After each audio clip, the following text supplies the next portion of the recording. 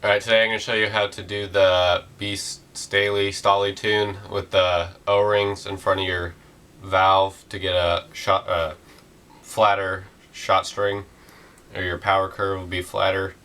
There's a lot of people that's already done this, and a lot of people that want to know how to do it, but I haven't seen any videos exactly on how to do it. So I'm going to show you. The first thing you want to do is degas your gun. You can just shoot it till you get to about 0 on your gauge, and then you can kind of feel if there's any air coming out. And then you want to take your scope off.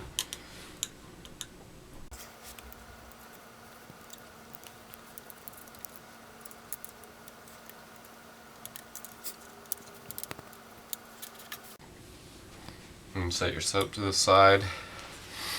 And then I guess the next thing you want to do is take your stock off.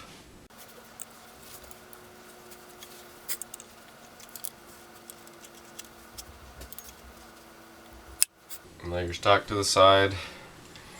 Now you want to take your bolt out. It's just a flathead screwdriver is what it takes.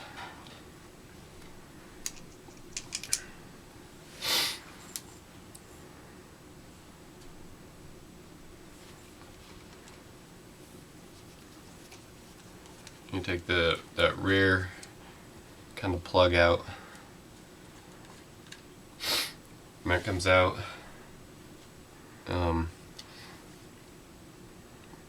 See, the next one you got to take your bolt out is on the side, that slot. When you have your bolt down, you can see a Allen screw show up there.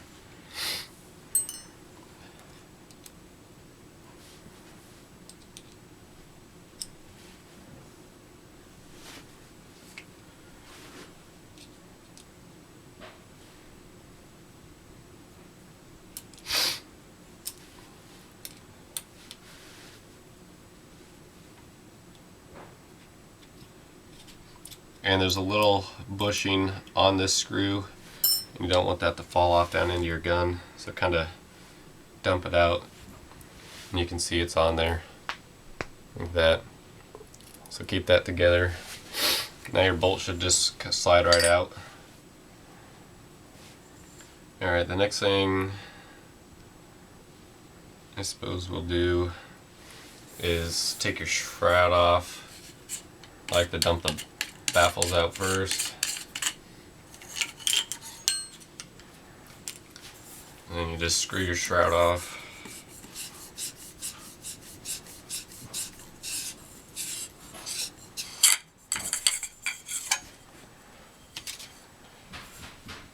Let's see, and then you got 3 screws holding this top half on.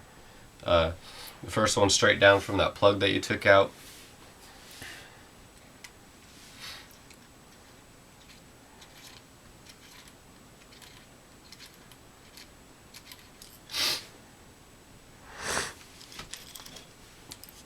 And that you kind of got to dump it into where the bolt handle was, and then back out the hole where the bolt was.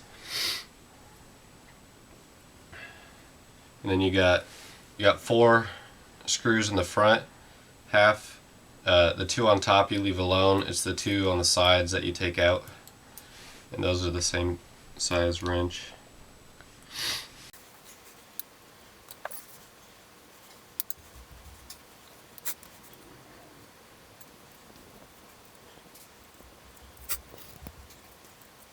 Now when you take this top part off, your transfer port and the seals are going to be right there.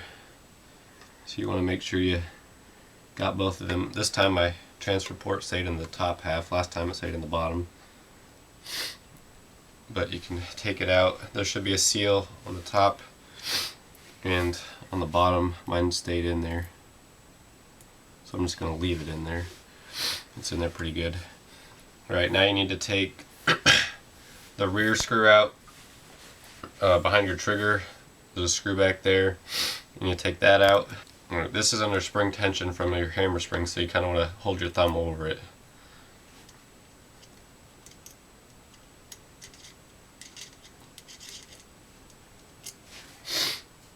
I think most of these screws that look similar are the same size, so you don't have to worry too much. But I kind of just put them in an order going down of which way I took them out.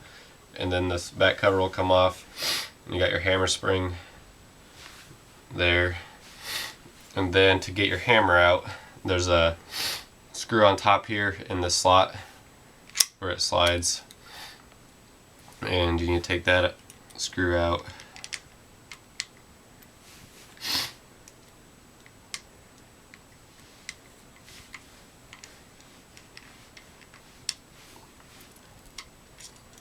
And your hammer should just drop out. And you can see there's your hammer, the adjust, like the 1/8 inch Allen wrench they adjust is adjusting that, and that's what hits your valve. And if you look down in there, you can see your valve. I won't be able to really show you with the lighting in here, but if you just look down in there, you can see the little valve stem sticking out and your valve face, and then you just simply slide your O-rings down in there. I think what they were calling for on the forums is 3 size 211 O-rings. Basically, anything that's 1/16 outer diameter is going to work. This is a set that I have, and I got two 1/16 outer diameter ones, and I got a 1/16 inch wall thickness and a 3/32 one. This is the same as the 211 O-ring they were talking about, but that had a 1/8 thick O-ring. So if I use 3 of these, I'm still going to be 3/32 short. So I need to use 4 of these to get to the, what there ends up being is 3/8 is the spacer that you're making. But this is a number 17 O-ring in here. So I've already done this once, but I'm going to put 3 in there. And then I figured out I kind of need 4, so I just need 1. But depending on your size, pretty much you want to add your last number, like your wall thickness, up to get 3/8. So either 3 1/8 ones or 4 3/32 ones. And then you'll just, they fit snug in there. Just poke it down and then make sure it's kind of flush all in there. And that's all there is to that. Alright, I'm going to put the hammer back in, but the first thing I'm going to do is take all the travel out of it, or like the preload or whatever you call it. I'm going to turn it all the way counterclockwise. That way when I start shooting, maybe my first shot, this might not even reach, because those O-rings are going to hit right here, and it might not even reach the valve and set it off. But then I'm just going to keep tightening that down until I get to start shooting the velocity that I want. It's handy to have a chronograph, but you could probably find some people's setups on the forums.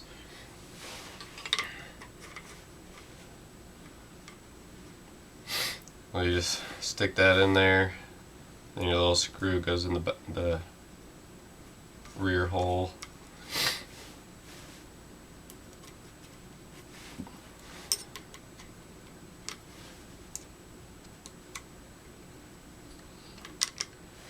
Alright, now we gotta get our transfer port. Actually, we don't need to do that yet. We need to, you can take your safety off and then pull the trigger and kind of push your hammer forward and get that out of the way so there's not as much tension on your spring, and stick your spring down in the hole that's in the hammer. And I don't think there's really a top or a bottom to this piece. You might want to kind of mark it the way it came out. I just knew the oily side was the bottom just because gravity keeps the oil down there.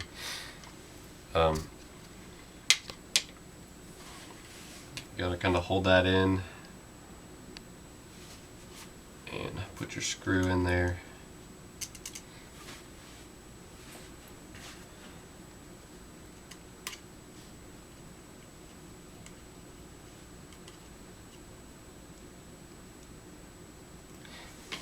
Right, now we're ready to put the top half back on.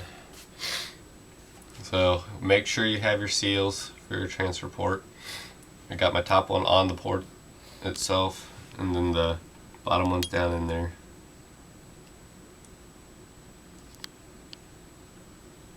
You just kind of stick it in there and it holds itself.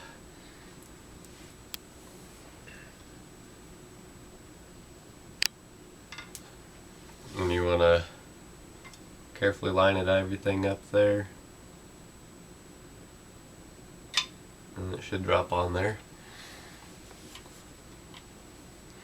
And you got your 2 skinny screws that go on either side on the front half. We'll start them first.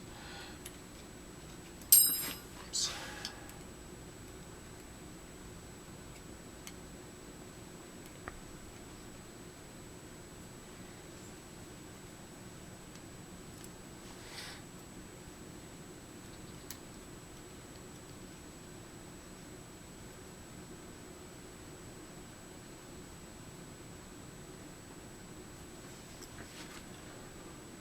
And then the rear screw that you took out of the hole there is kind of a little, you want to kind of tilt your gun up and get it to drop down in there.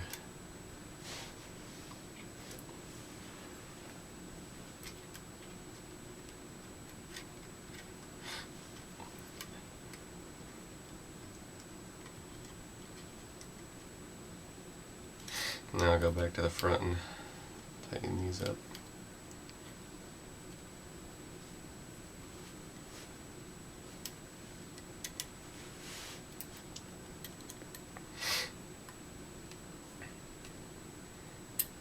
Alright, when you do this mod, you're going to want to, the velocity screw or whatever they call it in the instructions, your one on the side, you want to have that all the way open.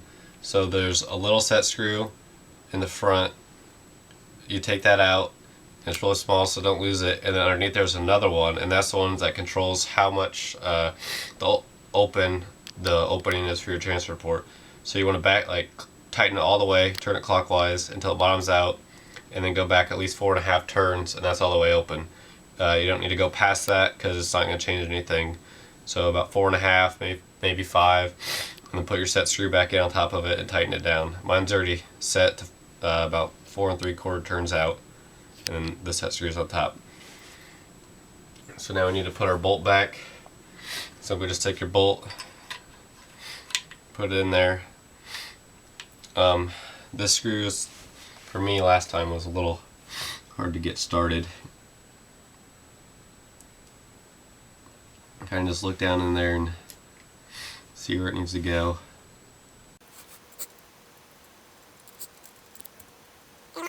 You don't want to crank this down real tight because then for me, my bolt didn't want to move very well. So I would just say snug it up, give it a little more, and make sure it works fine. And same thing with this one, your little plug that goes in on top. You don't want that real tight either. When I went to take this apart the first time from the factory, it was pretty loose actually.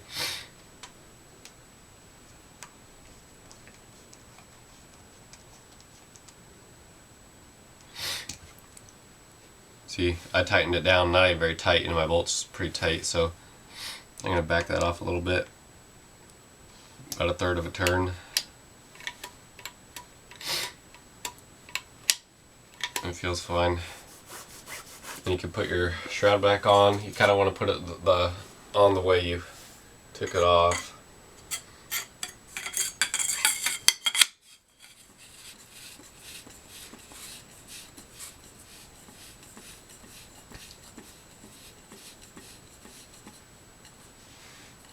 And then drop your baffles in. The open side goes in first.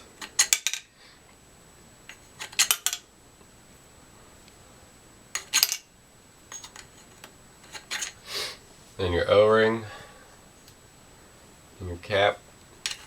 I heard someone talking on a thread that if you crank this down when you tighten it, that it kind of affects with your accuracy, and people are saying it's best just to snug it down, because that O-ring is going to put tension on there. That's not going to loosen up. Maybe just check it every once in a while, but that's kind of between loose and tight, kind of medium, just snugged up against the O-ring, and then a little more on it.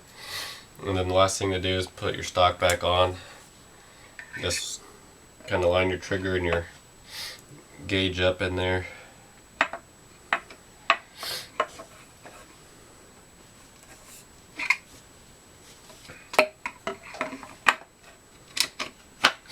It should drop in.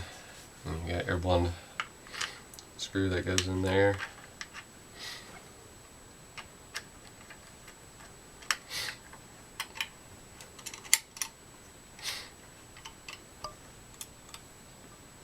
I also don't crank this down too much. I get it snug and then give it a little more, but I'm not tightening it down as much as like fully tight.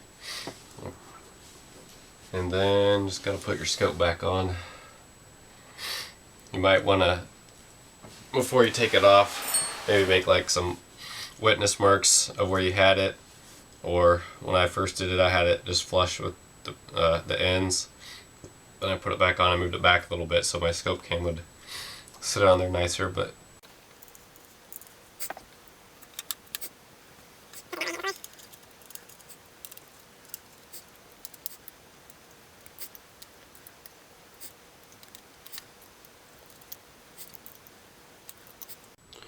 there you go. alright, now I'll test it, make sure the trigger and everything works together. Let you hear that again. You can hear the hammer hitting them O-rings. It's not hitting the valve right now because we backed that setting out, or yeah, all the way out. So right now it sounds like just the hammer hitting them O-rings. You want to set just at the start. You're going to want to set your spring tension to about back it all the way out, and then put in about 3.5 turns. And then you can experiment a little bit. What that does is going to kind of dictate where the peak of your shot string is at what pressure. So messing with this, your hammer spring tension is going to kind of do what field pressure you want for your sweet spot. And then that preload, the hammer preload or whatever you call it, the small screw, when you adjust it, is going to adjust your velocity. So once you get to start shooting, just little changes are going to change it quite a bit. But your velocity port's all the way open, and you don't worry about that. What's that little setting on your hammer that we showed earlier that's what's going to allow more or less air, like how long it hits it. And then the O-rings, what they're doing is kind of rounding off the top of your power curve. So at the start, you're just going to be having the hammer hit it straight, and when you go down in pressure, your hammer's going to get stopped by them O-rings and not let it push in more and waste more air. So that's what's going to kind of give you a smooth power curve. That's my understanding of it. So I'll get her filled up here and see what I can get out of it.